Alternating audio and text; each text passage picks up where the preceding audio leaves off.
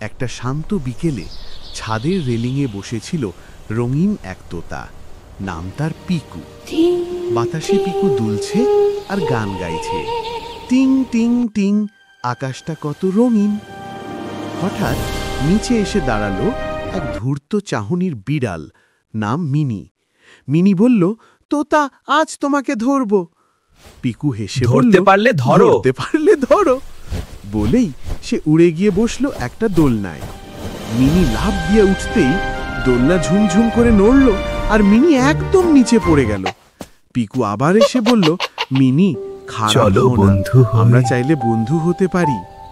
Mini একটু লজ্জা পেল। পরে দুইজন মিলে ছাদে বসে বিকেলের বাতাসে গল্প করল। তোতা বলল গান, বিড়াল বলল দুঃসাহসিক গল্প। এরপর থেকে ছাদের সেরা বন্ধুত্ব তোতা পিকু আর বিড়াল মিনি।